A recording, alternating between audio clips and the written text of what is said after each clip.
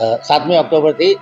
12મી સુધી સેવા સપ્તાહનું આયોજન કરવામાં આવ્યું છે, જેમાં 10મી ઓક્ટોબરે ઇન્ટેક્સી દ્વારા સ્વદેશી મેળાનું આયોજન કરવામાં આવ્યું છે, જેમાં કોર્પોરેશન પણ મુખ્ય ભાગીદારી નિભાવશે. 100 જેટલા સ્ટોલો કે જેમાં આજુબાજુના જે સ્વદેશી વસ્તુ બનાવતા હોય, હેન્ડીક્રાફ્ટ કરતા હોય, ગરીબ લોકો નાની નાની વસ્તુ માટીના વાંસના હેન્ડીક્રાફ્ટથી જે કોઈ ચીજ વસ્તુઓ બનાવે છે, રમકડા હોય, એના માટે 100 જેટલા સ્ટોલ ભીમનાથ મહાદેવ પાસે ખોલ્યું છે અને 10 દિવસ માટે આ સ્વદેશી મેળો ચાલુ રહેવાનો છે. તમામ નાગરિકોને વોકલ ફોર લોકલનો નારો બુલંદ થાય અને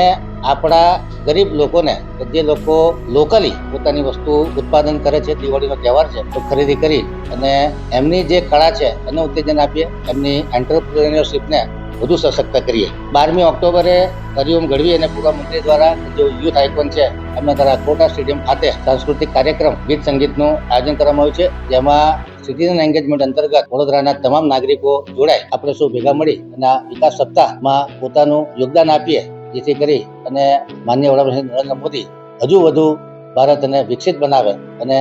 2047 સુધીમાં આપણે સૌ સંકલ્પિત થઈએ કે